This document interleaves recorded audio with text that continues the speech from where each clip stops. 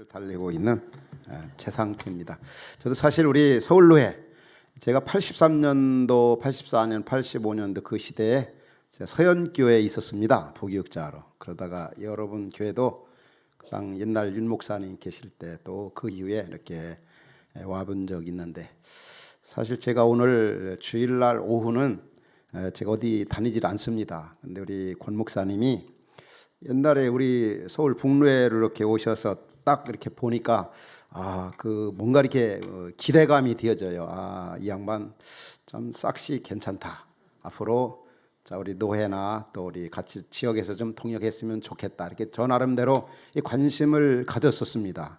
그래서 어느 때는 이제 제가 개최하는 그 세미나도 좀 이렇게 와서 좀 들었으면 좋겠고, 저 나름대로 저는 지역에서 목사님들, 한국교회에서도 마찬가지입니다. 신학생들이나 목사님들 이렇게 세우고 섬기고 지도하는 일을 하나님 은혜해 주셔서 많이 하고 있습니다. 그 한마디로 말하면 신학생이든 목사님들이든 이 목사님들 가운데 보면은 우리 권 목사님 말고 있잖아요. 엉뚱한 짓을 하는 목사님들이 너무너무 많아요. 그래서 저는 지금 정말 한국교회 목회자들에게 제발 딴짓 좀 하지 말고 우리 주님이 하셨던 그런 목회 원리와 방법대로 목회 좀 똑바르게 하다가 하나님 앞에 우리 가자.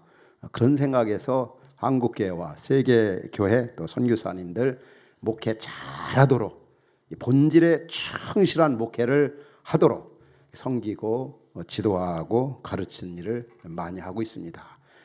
우리 권 목사님 이렇게 만난 지 얼마 안 됐지만 이렇게 이쪽으로 이렇게 오셨다 이런 소식을 듣고 한 번쯤 이렇게 와보고 싶은 거죠. 저는 실제로 1부, 2부, 3부, 4부 또 우리 가정교회 지도자 모임이 있고, 그리고 그 이후에 제자 훈련이 있습니다. 남성들 중심에서 제가 이제 이번에도 이제 오늘부터 오후에 시작이 되는데 16명을 제가 이렇게 제자 훈련을 합니다. 이 숫자가 많아서 1조, 2조, 3조 이렇게 세워가지고, 그래서 저는 이제 사람을 세우는 그런 일에 저는 목회를 걸어왔고 걸고 있고 앞으로도 계속. 왜냐하면 교회는 어떤 숫자가 아니고 또 어떤 전통도 아니고 제도도 아니고, 교회는 정말 이 사람들이 모여진 이 공동체가 바로 이 교회입니다. 근데 오늘날 이 교회를 섬긴다 하면서 교회 하면은 자꾸 건물을 생각하고 숫자를 생각하고 제도를 생각하고 전통을 생각하거든요. 근데 성경은 한 번도 교회를 그렇게 건물로 숫자로 얘기하질 않아요. 우리 두세 사람이 모인 곳에 내가 그들 중에 있느니라. 나 두 사람 이렇게 모여진 그 공동체가 바로 교회인 것입니다. 그래서 오늘 우리 권 목사님이 심호하시는 교회 오고 싶어서 그냥 이런 거 저런 거 다 제쳐놓고 지금 막 달려와서 막 설교하고 막 가려고 합니다. 오늘 특별히 구역장 그 헌신 예배인데, 저는 뭐 이렇게 예배보다 저는 세미나를 이렇게 많이 하고 있습니다. 그래서 저는 주로 가는 교회들이 한국 교회 안에서 좀 건강하다고 하는 교회, 또 규모가 있는 교회들을 어떻든 많이 이렇게 간 것 같아요. 그런데 아직까지 저희 교회만큼 건강한 그런 교회, 행복한 교회, 아름다운 교회를 만나보지를 못했습니다. 죄송하지만 주관적인 생각이라 할지 모르지만 제가 우리 교회가 여러 가지 리서치를 통해서 어떤 그 설문조사를 통해서 이렇게 조사를 해보면 참 건강한 그런 모습들이 정말 많습니다. 이 교회는 뭐니 해도 이 하나님 나라를 드러내야 되고, 하나님의 나라의 대행기관이 바로 오늘날 교회고 공동체인데 그렇지 못하는 경우가 참 많이 있어요. 어느 한 두 사람이 이 사거리에서 싸우고 있었어요. 그런데 어느 한 사람이 가면서 여보세요, 여기가 무슨 교회인 줄 아세요? 그러더라는 거죠. 믿지 않는 사람들이 교회를 보는 눈이 싸움박질하는 교회로 보고 있거든요. 하나님 나라의 모습을 드러내고, 정말 이 교회, 이 공동체 생활을 통해서 하나님 나라를 경험해야 되는데, 하나님 나라를 경험하는 게 아니라 싸움박질하는 21세기 고린도 교회 같은 그런 모습이 우리 한국 교회 현실이에요. 얼마나 참 마음이 아픈지 몰라요. 여기에 가장 문제가, 저는 제가 목사지만 지도자들이라고 생각해요. 교회 지도자들, 장로, 우리들이 정말 정신 똑바로 차려야 되죠. 어느 한 자매가 대형교회에서 목사님 간사로 일을 했어요. 근데 목사님 옆에서 보필을 하다 보니까 너무 시험 많이 드는 거예요. 은혜가 안 되는 거예요. 그래서 어느 날 7년 동안 이제 간사로 일하고 목사님 찾아간 이유는 그만두겠다고. 찾아가서 목사님 이제 그만두겠습니다. 이제 7년 동안 목사님 옆에서 이렇게 협력하고 제가 보필했는데 이제 오늘로 그만두겠습니다. 이렇게 목사님이 왜 그러는데 그렇게 얘기합니다. 그러니까 이 자매님 한 얘기가 참 정말 우리에게 와닿는 얘기인 것 같아요. 목사님, 제가 7년 동안 옆에서 목사님 이렇게 지켜봤는데요, 아무리 생각해 봐도 목사님은 천국 갈 것 같질 않아요. 이 말을 하고 교회를 떠났다는 겁니다. 여러분, 저나 여러분들은 믿음으로 100% 구원받았지만 구원받은 믿음의 공동체 교회 안에서 누가 봐도 천국 갈 사람처럼 살아야 합니다. 여러분 그렇게 살고 있습니까? 한번 옆에 있는 식구들 한번 보십시오. 천국 갈 것 같은가 못 갈 것 같은가? 갈 것 같아요? 아무리 생각해 봐도 당신은 천국 못 갈 것 같아. 이렇게 생각하면 참 곤란한 거죠, 여러분. 한 번 해병대는 영원한 해병대다. 이런 식으로 한 번 구원은 영원한 구원으로 이렇게 착각하면 안 돼. 해병대식 구원, 이게 문제가 있는 거죠, 여러분. 성경은 우리의 구원을 세 가지로 얘기하잖아요. 과거 시제, 현재 시제, 미래 시대. 구원을 얻고 있으며 얻을 것이다. 바울 같은 사람도 뭐라고 표현했습니까? 그렇게 주의 나라 영광을 위해 생을 불태워 드렸던 바울도 두렵고 떨림으로 너희 구원을 이루라 그랬어요. 내가 모든 사람에게 복음을 전파한 후에도 오히려 버림을 당할까 두려워한다고 그랬어요. 그 구원받은 그 확증이 뭐로 알 수 있겠습니까? 우리의 삶으로 구체적으로 보여줘야 돼요. 구체적으로. 누가 봐도 천국 갈 것 같고. 그런데 우리 예수 믿는 사람들이나 이 중직자들이 보면은 너무나 세상 좋아해요. 아주 돈 앞에는 꼼짝을 못하는 거예요.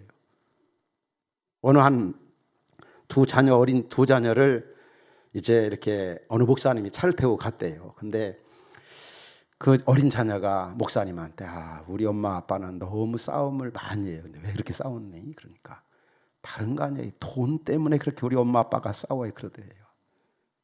우리 예수 믿는 분들이요, 진짜 전도하려면 돈 사랑하는 모습 보여주면 여러분 전도 안 돼요. 끝장이에요. 형제들 간에도 마찬가지예요. 저는 목사님들 많이 지도하고 섬기면서 여러분들이 만일에 교회 앞에 돈 사랑하는 모습, 물질 표현하지 못하면 목회 디엔드 끝이다, 이렇게 생각하고 목회하라고 같이 나누고 합니다.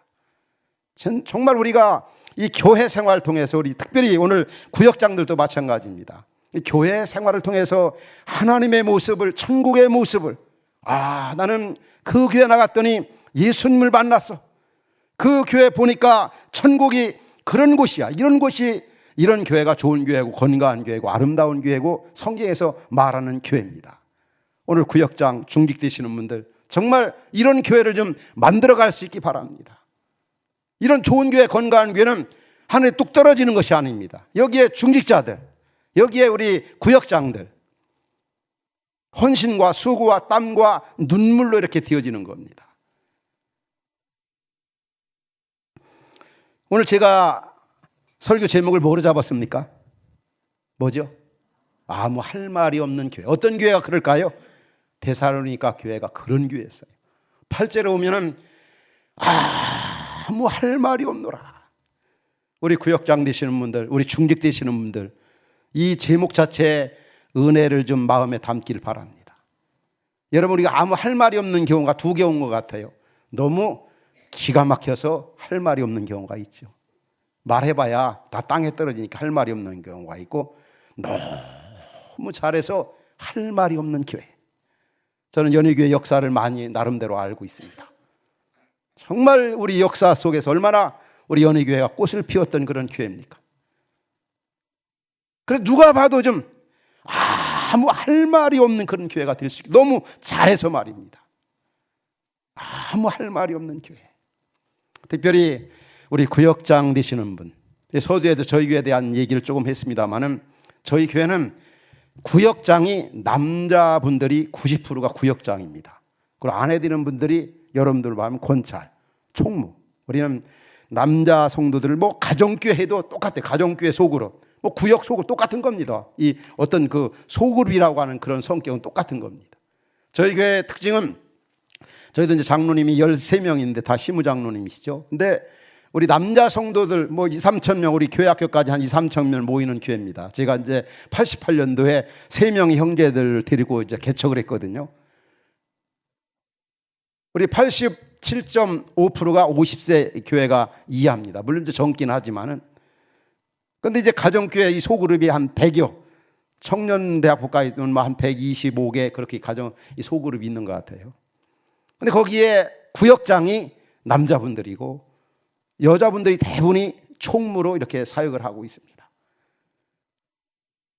근데 우리가 남자 성도들, 여성들 비율도 비슷하지만 참 한국적 상황에서 우리는 남성 주도적인 그런 교회인 것 같아요. 주일날도 보면 식당에 가면 다 남자 성도들이 아침마 두르고 설거지하고 다 같이 본 거예요. 우리도 여기는 어떻게 하는지 모르지만 여기도 그렇게 합니까? 야, 대답이 좋은 거 보니까 우리 남자 성도님들 좀 주일날 일 좀 하십시오. 할 수 있는 분들은. 자, 그러니까 참 좋더라고요. 저는 초기에도 이제 목회할 때 보면은 주로 여성도들이 참 많았어요. 그래서 어느 때는 야, 이거 여성도들만 이렇게 목회하는가 이런 생각할 때도 있었는데 이 소그룹이 활성화가 되면서 얼마나 이제 남자 성도들이 많이 들어가는지 몰라요. 화평교회 어떻게 해서 이제 그렇게 남자 성도들이 많고 남자 구역장, 이 가장들이 이렇게 많습니까? 할 때는 저는 당연하게 첫 번째는 가정교회 소그룹을 통해서 우리는 남성도들이 굉장히 많이 왔습니다. 이렇게 얘기합니다. 특별히 여러분 이 구역이 얼마나 중요한가를 알아야 돼요. 근데 한국 교회가 이 구역이 다 무너져 가고 있어요. 저희 교회는 남자 성도들이 86% 정도가 가정교회 구역에 참여하고 여성도들이 한 96%가 다 남자 그 가정교회, 아니 남녀 같이 모이는데 그 가정교회 소그룹에 참여하고 있습니다. 근데 여러분이 그걸 알아야 돼요. 이 구역은 큰 공동체입니다. 또 우리 연희교회는 미안합니다. 이 구역은 기초 공동체라고 볼 수 있고 연희교회 여기는 큰 공동체라고 볼 수 있어요. 그래서 좋은 교회, 건강한 교회를 만들려면은 이 기초 공동체가 굉장히 중요한 거예요. 여러분 그 사건을 잘 알죠. 94년도 성수대교, 95년도 이 삼풍백화점 붕괴가 돼요. 왜 그렇습니까? 이 기초가 든든하지 못하니까 그냥 무너져 버리는 거죠. 큰 공동체가 중요한 것처럼 이 기초 공동체인 구역이 얼마나 중요한지 아십니까?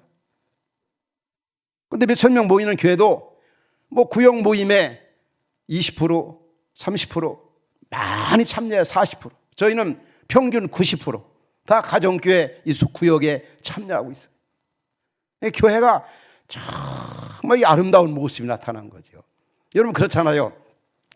크기 때문에 강점이 있어요.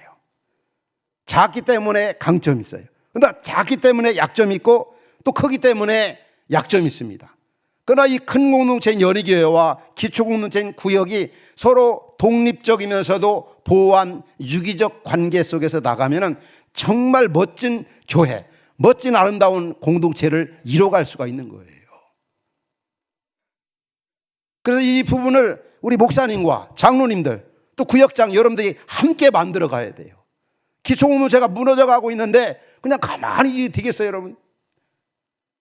앞으로 한국교회가 미래학자들은 그런 얘기를 합니다. 어떤 교회가 앞으로 여러분 우리 알잖아요. 뭐 지금 제1의 종교가 됐다. 뭐 967만 명이다 해서 제1의 종교 우리 기독교가 됐다 해서 좋아하는데 여러분들 좋아하지 마세요. 좋아할 게 하나도 없는 거예요. 왜냐하면 거기에 이단으로 간 사람들이 150만 명, 그 다음에 교회 안 나가는 가난한 성도들 100만 명 빼면 몇 명입니까? 약 한 700만인 거예요. 그게 통계청 자료는 맞는 거지만 이단들도 다 그 숫자에 들어가거든요. 대부분이 분강사 하시는 분들은 뭐 1200만이라는데 결코 그렇지 않아요. 700만 정도가 맞을 거예요. 그런데 미래학자들은 앞으로 앞으로 25년 정도 되어지면요, 2025년 정도 되면 한국 교회가 반으로 줄어들 거라는 거죠. 한 300에서 350만. 그러나 어떤 교회가 살아남느냐? 세상의 필요를 다 채워주는 교회가 살아남는다. 한마디로 숫자적으로 이제 그래도 유지가 된다는 거예요. 그런데 교회의 본질이 세상의 모든 걸 필요로 채워주는 데 목적이 있는 건 아니잖아요. 두 번째, 어떤 교회가 살아남느냐? 예수 그리스도의 십자가의 피만 전하는 교회가 살아남는다. 저는 그렇게 얘기합니다. 그거 맞는 얘기죠. 시대와 상황을 초월해서 교회가 복음을 제대로 전하면 얼마든지 부흥할 수가 있어요. 어떤 시공간을 초월해서, 시대를 초월해서. 그런데 저는 저 나름대로 어떤 교회가 살아남느냐? 사람을 세우는 사역과 이 공동체성을 지향하는 소그룹 사역에 집중하는 교회는 저는 살아남는다고 생각해요. 그리고 저는 요즘에 이제 여러분들 신문에서 봤는지 모르지만 흩어지는 교회, 이런 쪽에 엄청난 비전을 두고 있습니다. 관계 중심의 흩어짐. 그거는 교회론적 측면이나 역사적인 측면에 봐도 얼마나 이상적인 교회의 모습인지 모르겠어요. 지난 주일에 이제 1월 첫째 주일에 우리 흩어지는 교회 파송 예배하고 지난주에 설립 예배를 드리는데 6번째로. 근데 우리는 부교육자들 아주 훌륭한 그런 분들이 있다면 다 따라가라는 거죠. 따라가서 또 하나의 교회가 아니라 세상이 필요로 하는 아름다운 교회를 세우라는 거죠. 건강한 교회. 어떤 교회가 좋은 교회냐? 믿지 않는 사람들이 봐도 다른 교회는 다 없어져도 저 교회는 우리를 위해 필요한 교회야. 그런 교회가 저는 좋은 교회라고 생각해요. 그래서 저는 앞으로 흩어지는 교회의 그런 비전을 계속 강하게 가지고 있어요. 그 이유는 우리나라를 봐도 그렇고 세계 교회사를 봐도요, 100년 이상 된 교회들은 있잖아요. 건강한 교회, 부흥하는 교회를 하나도 저는 발견하지를 못했어요. 여러분, 제가 어떤 교회 일일이 얘기 안 해도 알잖아요. 우리나라 70년, 80년 전에 얼마나 그 교회들이 활약을 했습니까? 근데 지금 가보면요, 박물관 교회처럼 막 전락해가고 있어요. 저는 저희 교회가 지금 이렇게 건강하다 할지라도 흩어지지 아니하면 앞으로 수십 년 후에는 똑같이 되어진다고 생각을 해요. 거기서 사는 길은, 교회가 부흥하는 길은 바로 흩어지는 교회가 되어야 된다, 이런 생각을 가지고 있어요. 그렇다고 우리 연희교회 여러분들에게 흩어지라는 말은 아닙니다. 그러나 중요한 것은 교회가 대형화되어지면 교회론적 측면에 왜 그러냐면 서로 돌보고 오늘 집사님 기도하신 것처럼 섬기고 고와 낙을 같이 해야 되는데, 생각해봐. 이 큰 공동체에서 예수님의 계명 가운데 서로 사랑하라, 이 말씀이 얼마나 중요해요. 그런데 이런 이 큰 공동체에서 서로 사랑하는 계명이 실천이 돼요? 안 됩니다. 그러나 기초공동체인 구역에서는 가능해요. 어떤 형제의식이나 가족의식이나 한몸의식이나. 교회다운 교회, 교회론적 측면에서도 교회가 대형화가 되어질 때 문제점이 굉장히 많은 거예요. 교회가 고인물이 되어지는 거죠. 저는 29년 동안 지금 사람을 세우는 이 제자훈련 사역을 하고 있습니다. 그런데 참 놀라운 것은 정말 저희 교회 안에 신실한 일꾼들이 참 많아요. 그런데 놀라운 것은 계속 새로 들어오는 분들이 더 좋아요. 더 좋아요. 그런데 먼저 있던 분들은 그걸 몰라요. 그분들도 아주 귀하지만, 그리고 이 새로운 분들이, 저는 교회의 핵심 멤버는 교회 새로운 분들이 잘 훈련 받아서 자꾸 핵심 멤버가 되어져야 그 교회가 지속적으로 성장한다고 생각을 해요. 교회론적 측면에 봐도. 그래서 우리가 이 구역장으로서 이 구역 일이 얼마나 중요한가. 정말 구역은 한 영혼이 온전하게 자랄 수 있는 최고의 환경이 바로 이 속으로 구역이라는 거예요. 그리고 특별히 이 구역 속에서 우리가 가족의식이나 형제의식을 느끼는 거예요. 그래서 우리가 교회하면은 가장 이상적인 그런 교회를 어떻게 정의할 수 있을까? 여러 가지 할 수 있지만 이 지체의식을 갖는 게 굉장히 중요합니다. 우리 몸에 여러 지체가 모여서 주님의 우리의 몸을 이루는 것처럼 성도 한 사람 한 사람이 모여가지고 주의 몸을 이루어가는 겁니다. 주님이 승천하심 이 땅에 주의 몸뚱이를 남겨놓고 가셨죠. 그게 바로 공동체입니다. 교회. 그 공동체가 교회의 본질인 거 아닙니까? 그래서 우리는 이 교회를 섬겨나갈 때 자꾸 건물이나 숫자 이런 거 생각하지 말고 제도나 어떤 전통을 생각하지 마십시오. 교회는 그리스도의 몸이니, 은유적 표현 가운데 가장 이상적인 표현 중에 하나, 이게 바로 그리스도의 몸이고 우리는 그 몸의 지체다. 그래서 우리는 교회를 섬겨나갈 때 이 공동체의식, 지체의식, 가족의식, 한 몸의 이게 얼마나 중요한지 몰라요. 한번 여러분 제가 어디 가면 꼭 따라하게 하는 게 있습니다. 우리 교회가 뭐냐? 교회를 지체 개념으로 보는 게 가장 정확한 정의다. 그럴 때 우리 옆에 있는 식구들을 볼 때 어떻게 보겠어요? 한 주의 몸을 이뤄가는 한 예수님의 피부치로 보는 거예요. 그래서 우리 한번 이렇게 둘씩 한번 짝을 지어 보실까요? 좀 피곤한 시간일 수 있는데 한번 둘씩 한번 짝을 지어 보시고 이렇게 한번 고백하시면 좋겠어요. 너 없으면 나 못 살고 나 없으면 너 못 산다. 자, 한번 자 시작.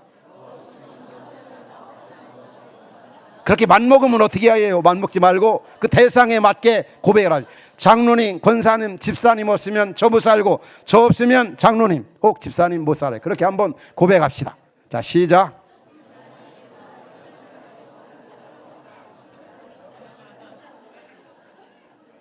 정말 그렇습니까? 그런 의식을 가지고 우리 연희 공동체를 만들어 가라는 거예요. 그런데 문제가 많은 교회는 어떻습니까? 너 없어도 나 살아. 나 없어도 너 살아. 여러분 결혼 생활은 혼자 할 수 없는 것처럼 신앙생활은 혼자 하는 게 아니에요. 그래서 이 공동체가 중요한 거예요. 서로 우리는 상호 의존 관계 속에서 고와 낙을 같이 하고. 그런데 실제로 이게 교회가 크기 때문에 그 계명을 실천하기가 너무 어려워요. 그래서 하나님께서 기초공동체인 가정교회 혹은 여러분들은 구역을 주신 거예요. 구역을. 여러분 역사상에 나타났던 가장 이상적인 교회가 어떤 교회죠? 초대교회 아닙니까? 자, 우리 여기 장로님들 많이 계시지만 한번 제 말씀 잘 들어보십시오. 초대교회는 주 4세기 초까지 가정교회였어요. 가정교회. 그리고 신약교회는 가정교회였어요. 신약교회는. 그래서 가정교회를 모르면 신약을 이해할 수가 없어요. 뭐 가정교회면 뭐 통일교를 이렇게 생각하는 게 아니라 그게 바로 신학교회가 바로 가정교회였어요. 그러면 우리 장로님들도 교회가 비본질로 돌아가자고 할 때 하나님 우리 연희교회가 초대교회로 돌아가게 하옵소서 그렇게 기도하죠. 우리 교회가 제대로 가고 있는가는 항상 거울 앞에서 우리 자신을 보듯이 초대교회 앞에서 그래도 우리 교회를 돌아봐야 돼요. 점검을 해봐야 된다는 거죠. 그런데 초대교회가 문제가 있었음에도 불구하고 그래도 가장 이상적인 공동체가 될 수 있었던 이유는 큰 공동체인 주일날 성전에 모이고 기초공동체인 주간에 가정교회에 모였어요. 그럼 여러분 초대교회로 돌아가자면 어떻게 되냐면 우리 구역에 신경 써야 되죠. 근데 오늘날 보면은 주일 낮 큰 공동체는 신경 쓰지만 기초공동체 구역에 대해서는 교회가 무방비 상태예요. 그럴 때 결코 균형 있는 이 건강한 공동체가 될 수가 없는 겁니다. 오늘 우리 구역장 헌신 예배 드리면서 다시 한번 여러분 구역을 좀 세우는 일에 여러분 좀 최선을 다하시 바랍니다. 혼자 되는 게 아니에요. 우리 장로님들, 또 우리 권사님들, 또 우리 집사님들 함께 우리 교회가 더 지금도 훌륭하지만 더 위대한 공동체 우리 만들어 갑시다. 그래서 함께 만들어 가는 거죠. 특별히 이 구역은 어떤 분들이 참 좋냐면은 예수님 만나고 나서 그분 나라와 영광과 복음을 위해 살고 싶은 분들이 가장 좋은 환경이 바로 구역입니다. 왜냐하면 이 구역은 그 웨슬레가 얘기한 것처럼 큰 공동체 안에 있는 작은 교회이기 때문에 그래요. 구역이 제대로 되어지면 교회의 기능을 다 하거든요. 저는 이런 얘기를 자주 합니다. 우리 그 후배들이나 신학생들에게 강의하는 그 시간에 그런 얘기를 꼭 해요. 내가 이 길을 당신들보다 30년, 40년 먼저 가보니까 이 길은 갈 길이 아니더라. 진짜 갈 길 아니더라. 할 수 있으면 여러분들 이 목회자 일 가지 말라. 그러나 나는 다시 태어나도 나는 목회자 일 간다. 우리 두 아들이 있는데 두 아들 중에 이제 다 컸는데 누구도 나는 신학생인데 신학교 가겠다, 목사 되겠다, 선교사 되겠다 이렇게 말하는 자식이 없는 거에 대해서 난 인간적으로 천만다행으로 생각한다. 그러면 강의 혹은 얘기 듣는 분들이 왜 자기는 가고 왜 딴 사람은 못 가 오지 말라고 하느냐. 네가 다시 태어나도 이 길을 간다는 것은 다른 게 아니더라고요. 저도 여러분들이 아다시피 우리 권 목사님은 멋지게 생기셨잖아요. 제가 키가 1m 50에서 60 사이, 60에서 70 사이입니다. 아시겠죠? 근데 저는 어린 시절에 아버지가 7살에 소천하시고 정말 그 초등학교 시절에 있잖아요. 점심 먹은 기억이 없어요. 그냥 고구마 3시쯤에 김치하고 먹고 때웠어요. 그리고 겨울에 뭐 내복 입고 내복 입어본 적이 없는 것 같아요. 그리고 또 학교 도시락 싸가지고 다닌 적이 없어요. 그래서 제가 한참 크는 나이에 너무 내가 조금만 잘 먹었다라면 지금보다 7cm에서 10cm는 더 컸을 거다, 이런 생각이 들 때가 많이. 그러나 그렇게 어려서 고생하면서, 근데 제가 중학교 시절에 예수님 만나고 나니까 진짜 너무 좋은 거예요. 어려서는 부자가 되는 게 꿈이었는데 예수님 만나고 나서는 나 그분을 위해 살아야 되겠다. 지금까지 이제 목사가 돼서 이제 이렇게 달려오고 있지만 다른 게 아닙니다. 내가 다시 태어나도 이 길을 가는 이유는 안일해서가 아니라 주님을 위해 살기에 최고 좋은 환경이 바로 이 목회자의 길이더라고. 저는요, 그래서 두 가지 생각을 해요. 어느 때는 목회가 너무 행복해서 잠을 못 일 때도 있고, 어느 때는 너무 힘들어서 잠을 못 일 때가 있어. 진짜 한 사람 한 사람 이 섬기고 지도하는 것이, 보면요, 인재론적인 측면에서 저 자신이나 이 성도들 보면요, 사람들이 보면요, 다 자기 중심이에요. 다 보면은 허물이 있고, 다 보면 약점이 있고, 다 보면은 상처가 있어요. 저 자신 봐도 마찬가지고, 주님의 십자가 은혜가 아니면. 그래서 목회하면서 제일 힘든 게 뭐냐면, 저는 두세 가지 얘기할 때, 첫 번째는 제 자신 목회하는 게 제일 힘들고, 두 번째는 참 사람들이 변화되지 않는 거 있잖아요. 말은 막 목사님 하세요. 목사님. 근데 보면 또 나중에 보면 딴 모습이에요. 뭐 어느 때는 이중적인 모습 아니에요. 오중적인 모습도 나타나는 때 있어요. 그래도 저는 그 자체를 즐기는 거예요. 그래서 나 같은 사람이 필요하고. 저는 여기 장로님들 계신데요. 저도 그래요. 이 장로님들 다 제자 올려 저와 고안학을 같이 했어도 어느 때는 마음에 안 드는 사람, 안 드는 분들도 있잖아요. 그래서 저는 마음에 그래요. 이런 얘기입니다. 장로는 마누라다, 이렇게 생각해요.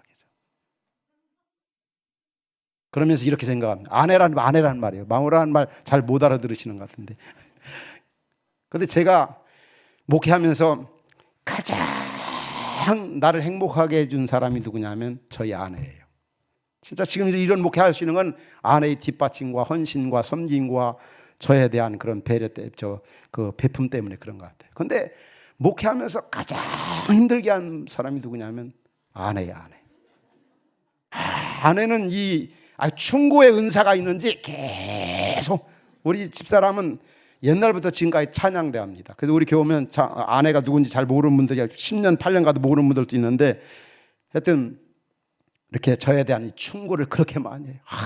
보면 맨날 이 주부에 보면은 뭐 이렇게 앞에 찬양대니까 앞에 보이잖아요. 우리는 앞에 찬양대 앞에서 합니다. 근데 이게 앉아있을 때면 뭔가 막 열심히 적어요. 그러면 은혜 받는, 처음에는 은혜 받는 줄 알았어요. 근데 알고 보니까 저 지적상, 어느 때는 막 주부가 아주 까맣니다. 돌이켜보면 저게 하나님의 음성이다. 쓰리고 아프고 정말 힘들지만은, 저도 목회하면서 쓴맛, 짠맛, 신맛 다 겪으면서요. 그러나 그 자체를 즐기는 거예요. 우리 뭐 장로님들만 아니라 평신 사역자들 다 귀하고 다 위대하고 다 훌륭하지만, 그렇지만 하나님이 나에게 붙여준 귀한 피부치이다. 우리 아내가 혹시 마음에 안 들어도 이혼할 수 있습니까? 끝까지 가야죠. 마찬가지입니다. 우리 권 목사님도 좀 모르겠어요. 저는 이 교회 사장이나 권 목사님도 그런 의식을 가지고 여기서 목회하시기 바랍니다. 끝까지 품고. 우리 장로님들, 우리 성도님들, 이 목사는 부모 같은 마음인 거예요. 부모 같은. 이 구역장도 부모 같은 마음을 가지고 하면 돼요. 부모 같은 마음. 그래서 이 구역장 리더십 가운데 가장 이상적인 리더십은 저는 부모형 리더십이라고 생각해요. 부모 마음 가지고 목회하라는 거예요. 부모 마음. 그래서 우리 평신도 사역자들에게 두 가지 캐치프레이즈를 하고 있습니다. 첫 번째는 나는 평신도 목회자다. 두 번째, 나는 개척교회 목회자다. 우리 구역장님들 그 말이 별로 와닿질 않아요. 왜냐면 여러분들도 목사가 위임해가지고 여러분들 목회하는 거예요. 평신도 목사가 아니라 평신도 목회자인 거예요. 또 큰 공동체에 있는 작은 교회니까 개척교회 목회자다. 이런 의식을 가지고 이거보다 더 귀한 일이 어디 있습니까? 이 구역은 하나의 개척교회 목회자, 평신도 목회자라는 의식 가지고 주님이 생명 주고 산 그 귀한 양떼들 나에게 맡겼다고 하는 그런 의식을 가지고 구역 장례 해보십시오. 부모 같은 마음을 가지고. 우리가 자녀 낳아 길러봤지만 저도 다 자식을 키웠어요. 근데 우리가 이제 자녀를 키우면서 그렇잖아. 한참 사춘기 때는 너무 힘들고 어려워. 그래도 이 자녀들이 사춘기 때 힘들게 한 자식들이 나중에 오면 효자가 되잖아요. 그게 제가 한 30년 이렇게 지켜보니까 그게 확실하더라고요. 그리고 또 그 자녀들이 나중에 참 이렇게 바르게 되어지고 주의 나라와 교회와 사이를 아름답게 일할 때 그때 보람을 느끼는 겁니다. 제가 우리 교회에서도 진짜 작정하는 게 있어요. 자식 얘기나 자식 자랑하지 않는 거. 근데 오늘은 여기 뭐 소문 안 날 것 같으니까 저도 한번 좋은 일 있으면 한번 여러분들 얘기하고 싶잖아요. 근데 저도 우리 두 아들 중에 한 아들이 이제 보면은 계속 떨어지는 거예요. 계속 떨어지고 또 떨어지고 또 떨어지고 또 떨어지고. 근데 이 애들이 참 감사한 게 뭐냐면 야, 일로 와. 기도하자. 그럴 때마다 와서 기도 받는 거 한 번도 거절한 적이 없어요. 근데 계속 떨어지니까 어느 때는 이놈들이 속으로 뭐라고 아빠 뭐 기도해봐요 뭐야 계속 떨어지는데. 근데 그네가 공무원 준비를 했었어요. 이제 흔히 얘기하는 노후 공무원이라고 행정고시라고 그러죠. 근데 1차는 되고 계속 또 안 되고 그러다가 하여튼 이번에 이제 7급 이제 됐습니다. 근데 제가 이 마지막 면접하러 갈 때는 제가 그런 기도를 했어요. 다른 때는 기도할 때마다 하나님 지금까지는 주님 뜻대로 하옵소서, 주님 마음대로 하옵소서 그렇게 했는데 이제 나이가 33인데 이게 진짜 어떻습니까? 마음적으로 하나님 지금까지는 당신 마음대로 했지만 이번만큼은 내 마음대로 좀 해 주십시오. 그래서 떨어진 줄 알았더니 최종 합격을 해서 하여튼 그게 중요한 건 아니지만 여러분들 자녀 키워봐서 알잖아요. 그래서 어느 때는 참 내 기도가 어디 갔나이까 내 기도가 왜냐면 보이는 게 없으니까. 여러분도 그런 마음 갖잖아요. 저도 이 목회사역 또 한국교회와 또 세계교회를 섬기다 보니까 참 이 자녀들이 잘 커준 게 너무 감사한데 어느 때는 위기감을 느낄 때도 많이 있더라고요. 근데 지나놓고 보면은 하나님이 다 돌려서도 인도하시고 합력해서 노래가 되고 간증이 되고 춤이 되게 하시는 그런 하나님이시더라고요. 합격했다 떨어졌다 그걸 떠나서 그럴 때 어떤 보람을 느끼는 거 아닙니까? 자식들 키워도 그런 면이든 믿음 면에서 훌륭하게 되어지든 그런 면이든 우리가 사역에도 마찬가지입니다. 정말 우리 성경에도 선한 일 하다가 낙심하지 말라고 그랬잖아요. 이 구역 일은 얼마나 중요한 일입니까? 그래서 우리가 낙심하지 말아요. 인내가 얼마나 중요한지. 제가 운동 가운데 제일 못하는 운동이 축구입니다. 근데 저는 축구를 알고 나서는 모든 운동을 배설물과 같이 여겼어요. 왜 그러냐면은 축구가 그게 참 제가 초기에 45세부터 시작했거든요. 근데 초기에 이렇게 나이가 들어서니까 이 다른 운동은 다 손으로 하는 건 다 잘합니다. 근데 이 발로 하는 게 늦기 시작하니까 늘질 않는 거예요. 근데 우리 고양시에 고목선 있습니다. 우리 목사님 아시는 고양시 목사 선교 축구 해가지고 지금은 76명 정도 되는데 그 당시는 33명 정도 제가 초기에 나갈 때 제가 베스트 1번이거든요. 어떻든 창립 멤버로서. 근데 나이 들어가지고 축구하다 보니까 서러움이 참 많아요. 그래서 제 나이 또래 된들은 다 나가버렸어요. 그래서 나가서 형성한 게 목사 족구회. 근데 저는 지금 20년, 21년째거든요. 한 번도 흔들질 않았어요. 나보고 오라고 하는 사람들 많았지만 아니다. 근데 한 번은 제가 초기에 이제 33명인가 2명 중에 저보다 못하는 사람이 이렇게 가만히 헤아려 보니까 2명이나 3명 정도 되는 것 같아요. 근데 어느 날 제가 조금 늦게 나갔는데 보통 가위바위보 해가지고 A팀, B팀 나누거든요. 근데 어느 분이 저보다 못한다고 생각하는 분이 저한테 그래요. 목사님, 제가 허리 다쳐가지고 오늘 목사님하고 최 목사님하고 가위바위보 해야 되겠네요. 별로 기분이 안 좋잖아요. 근데 이제 들어갔습니다. 근데 제가 잘 못하니까 제가 레프트 유행인데 공을 잘 안 줘요. 근데 어쩌다 주니까 제가 흘러보냈어요. 박 목사님이라는 분이 저한테 딱 이제 공을 줬는데 흘러보냈어요. 그러니까 옆에 있던 그 이 목사님이라는 분이 왜 최 목사님한테 주느냐고 그러는 거예요. 박 목사님. 그러니까 박 목사님이 그분이 뭐라고 한지 아세요? 나는 이 목사님인 줄 알고 최 목사님한테 주었다는 거예요. 축구가 못할 때는요 그런 게 다 상처가 돼요. 결과적으로 이제 제가 속한 팀이 졌습니다. 근데 어느 분이 나오면서 그러더라고요. 우리 팀이 뭐 이길 리가 있느냐고 하면서 뭐 최 목사님 있는데 막 이러더라고요.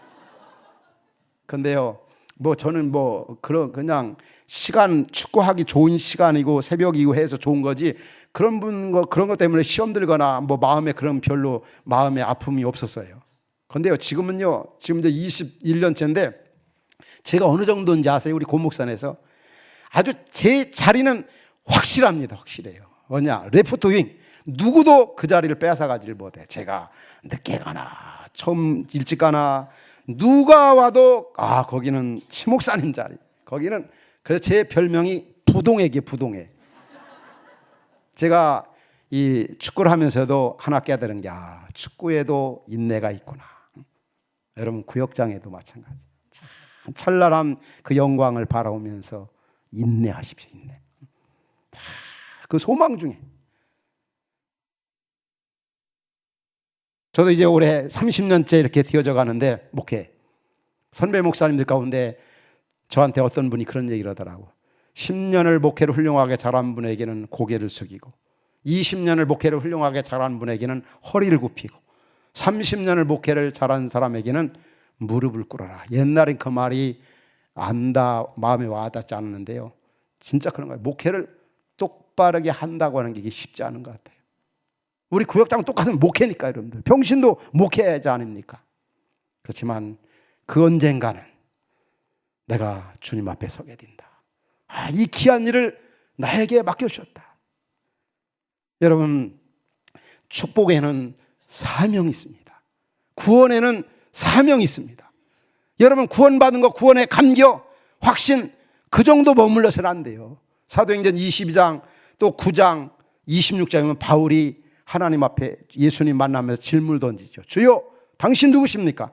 그리고 나서 두 번째 던지는 질문이 따라합시다. 주여 내가 무엇을 하리까? 내가 무엇을 하리까? 예수 믿고 나면은 구원에는 사명이 있음을 알아야 돼요. 오늘날 한국교회가 오늘날 보면은 이 교회에서 구원의 확신, 구원의 감격은 가르치는데 구원에는 사명이 있음을 잊지 말아야 돼요. 그렇지 않으면 옛날 이스라엘처럼 생각해. 이스라엘처럼 되어져. 이스라엘 백성들의 문제는 뭡니까? 하나님이 우리를 사랑했다. 그래서 얼마나 하나님의 그들이 은혜와 능력을 많이 체험했습니까? 수많은 기적과 이적들, 선지자들, 믿음의 조상, 율법이 있고 누구보다도 은혜를 많이 받은 사람들 아니에요. 근데 그들의 가장 큰 문제는 뭡니까? 사명을 감당하지 않았던 거예요. 저 우리 교역장 되시는 분이나 오늘 중직들에게 다시 한번 이 말씀을 강조하고 싶어요. 구원에는 사명이 있다. 정말 사명 감당하기에 최고 좋은 환경이 바로 구역이라는 거예요. 구역이라는 거예요. 그래서 이 구역은 주님을 위해 살고 싶은 분들 있잖아요. 그 나라와 그 영광을 위해 살고 싶은 분들에게 가장 최고의 환경이 바로 이 구역인 거예요. 내가 가지고 있는 시간, 내가 가지고 있는 은사, 내가 가지고 있는 역량, 내가 가지고 있는 물질 얼마든지 드려도 우리 권 목사님이나 장로님이 반대하겠어요? 너무 하나님 앞에도 감사한 거죠. 그래서 여러분들 이 기초 공동체가 흥왕해야 큰 공동체가 살아나는 거예요. 부흥되는 거예요. 그리고 이 큰 공동체와 기초 공동체가 균형을 이루어서 오늘 여러분과 같이 읽은 그 본문의 데살로니가 교회 정말 아름다운 교회였어요. 그 교회는 믿음의 역사와 사랑의 수고와 소망의 인내가 있는 믿음, 소망, 사랑, 아주 균형 있는 공동체, 균형 있는 신앙생활에 있어서 균형이 얼마나 중요한지 몰라요. 어떤 분들은 그냥 교회 생활은 잘하는데 직장생활이나 가정생활은 엉망인 분들이 있어요. 우리 연희교회 성도님들은 그렇게 신앙생활 하지 마십시오. 신앙생활은 교회에서 하는 게 아니라 직장의 세상에서 하는 거예요. 한번 여러분들에게 질문을 던지고 싶어요. 제가 5분만 더 하겠어요. 자, 교회 생활이 중요합니까? 가정 생활이 중요합니까? 빨리 대답해 주십시오. 또 교회 생활이 중요합니까? 직장 생활이 중요합니까? 다 중요하죠. 그렇죠? 근데 우리가 분명한 것은 다 중요한 게 맞아요. 그러나 교회 생활을 핑계 삼아 가정 생활을 소홀히 해서도 안 되고, 교회 생활을 핑계 삼아 직장 생활을 소홀히 해서도 안 됩니다. 우리는 다 잘해야 돼요. 우선순위만 정착이 돼요. 주일날 같은 경우는 이 교회 중심으로 해야 되죠. 하나님이 하신 것들에 대한 누림과 도래할 하나님 나라를 경험하는 이 공동체의 주일이 참 중요하죠. 근데 주일을 잘 지키기 위해서는 엿새 동안의 삶의 현장이 중요해요. 근데 한국교회가 앞부분만 생각해. 주일을 기억하여 그날을 거룩히 지키라. 그래서 아침부터 저녁까지 때우면 성수주의란 거고, 오전 예배만 드리면 반쪽 성수주의란 거고. 근데 성경은요 그렇게 말씀하고 있질 않아요. 우리가 어떤 태도와 어떤 동기, 어떤 정신을 가지고 예배하느냐가 중요하죠. 그리고 엿새 동안에 주일 이후에 6일간의 생활을 잘 하나님 앞에서 예배자로 살아가야 그게 주일을 온전히 지키는 거죠. 저는 이 얘기는 꼭 하고 싶어요, 여러분들. 뭐 여러분들 저 여기 뭐 오라기도 안 올지도 몰라요. 근데 할 말은 좀 하고 갔으면 좋겠어요. 지금 시대가 엄청나게 바꿔지고 있습니다. 10년이면 강산도 변한다. 아니에요. 하루면 강산도 변한다 이래야 돼요. 그래서 우리는 본질은 예수님 당시나 현재나 앞으로 변하지 않아요. 그렇지만은 이 형태는 원이 될 수도 있고 세모가 될 수도 있고 네모가 될 수도 있는 거예요. 그런데 오늘날 한국교회 안에 특별히 역사가 있는 교회들이 자꾸 지엽적이고 비본질적인 것에 너무너무 연연하는 경우가 많이 있어요. 그러다가는 본질도 다 놓쳐버린, 본질을 보존하고 발전시키고 개발하기 위해서도 형태는 와장창창창 바꿔줘야 돼요. 여러분, 변화에는 스트레스가 있어요. 그런데 이거는 제 말이 아니에요. 예수님이 벌써 2000년 전에 무슨 말씀하셨는지 아세요? 마태복음 9장 17절에 보면은 새 포도주는 새 부대에 넣어야 뭐라 했죠? 둘 다 보존되니라. 벌써 예수님이 2000년 전에 말씀하셨어요. 예수님이 이 시대 상황의 변화에 대해서 얼마나 많이 말씀하시는지 몰라요. 연희교회도 정말 역사가 있는 전통적인 교회예요. 목사님 말씀하신 것처럼. 그러나 여러분, 시대 속의 사명을 감당하기 위해서, 본질을 지켜나가기 위해서는 과감하게 바꿔줘야 돼요. 수년 전에 아이들이 어렸을 때 한번 모처럼 하루 장거리 여행을 했습니다. 근데 아이들은 뒤에 앉아가지고 전혀 뭐 주변 관심이 없어 계속 핸드폰 가지고 막 열나는 거죠. 그래서 제가 이 얘기를 제안을 했어요. 야, 웃기는 얘기 제일 잘하는 사람 원하는 거 다 들어주게 하자. 웃기는 얘기 있어요. 제가 아주 머리를 짜가지고 얘들을 웃기려고, 아내를 웃기려고 하니까 정말 저도 얼마나 제 자신을 봐도 웃기는지, 아내하고 저거는 얼마나 많이 웃었는지 몰라. 근데 두 아들은 전혀 웃질 않는 거예요. 그게 뭐가 아빠 웃으냐. 그 다음에 아내가 웃깁니다. 30년 가까이 살면서 그렇게 웃기는 거 처음 봤어. 두 자식은 하나도 웃을 수 없잖아. 그 다음에 큰아들이 웃기는데 우리 둘은 하나 우습질 않아요. 자기 둘이 웃는 거죠. 막내 역시 하나도 우습질 않습니다. 그러나 둘은 우스운 거죠. 여러분, 우리 연희교회도 한번 점검해 봐야 돼요. 정말 변화가 필요하다는, 변화가. 이 본질을 보존하고 발전시키기 위해. 여러분, 구역이 잘 되고 있습니까? 그대로 가면 돼요. 그런데 여러분, 구역이 무너져 가고 있으면 변화가 필요한 거죠, 여러분. 큰 군데도 마찬가지입니다. 어떤 분들은 지금 한국교회가 1994년 이후부터 성장이 둔화되는데 그 이유 가운데 하나가 복음성가나 CCM이나 경배 찬양이 들어와서 그렇다, 그렇게 합니다. 저는 완전히 반대로 생각을 해요. 그거라도 들어왔으니까 한국교회가 영국교회처럼 박물관 교회로 전락하지 않고 이 정도라도 젊은이 남아있지, 그렇지 않으면 다 떠나버린다고. 우리는 본질은 정말 지켜나가야, 생명 걸고 지켜나가야 돼. 이 복음, 성경의 원리와 방법대로. 그러나 복음을 크게 전하고 시대 속의 사명을 감당하기 위해서는 형태는 과감하게, 이게 바로 제 얘기가 아니라 예수님의 말씀. 새 포도주는 새 붓에 넣어야 둘 다 보존되느니라. 우리 사랑하는 우리 연예교회 성도님들, 참 이 교회를 섬겨 오시느라고 얼마나 수고와 땀과 눈물이 있었습니까? 정말 주님 사랑은 교회 사랑이고 교회 사랑은 성도 사랑. 어떤 분들은 주님 사랑, 교회 사랑, 성도 사랑을 따로따로 생각하는 경우가 있어요. 그건 아닙니다. 이분이 얼마나 주님을 사랑하는가를 알려면 공동체를 얼마나 사랑하는가, 또 옆에 있는 성도들을 얼마나 사랑하는가를 보면은, 아, 주님 사랑하는구나, 교회 사랑하는구나, 성도 사랑, 이건 유기적 관계입니다. 그래서 성경은 공동체를 사랑하는 자에게 세 가지 복을 약속하잖아요. 평강의 복을 약속하고, 자손들이 잘 되는 복을 약속하고, 그 다음에 형통의 은혜를 약속합니다. 우리 연희교회 성도 여러분들에게, 또 우리 특별히 구역장 우리 권찰님들에게, 이 공동체 사랑하고 피 흘려 값주고 사는 교회를 위해, 구역을 위해 헌신하는 분들에게 이 세 가지 복을 하나님이 주실 수 있기를, 정말 이 대산울가 교회같이 아무 할 말이 없는 교회, 너의 택하심을 아우라, 사제로 오면 너의 택하심을 아우라, 믿음 있고 소망 있고 사랑 있고 믿음의 행함 있고 소망의 인내가 있고 사랑의 수고가 있는 거 보니까 너의 택하심을 아우라, 이 말은 중생한 거, 구원받은 거, 천국 갈 거 확실하다. 그래서 할 말이 없다고 그랬어요. 우리 사랑하는 성도 여러분, 우리 교역장 여러분, 주님 보시기에 아무 할 말이 없는 이런 아름다운 공동체 이뤄가는 그런 은혜가 오늘 헌신 예배 드리는 우리 구역장님, 권찰님, 또 성도님들에게 있어지기를 주의 이름으로 축원합니다.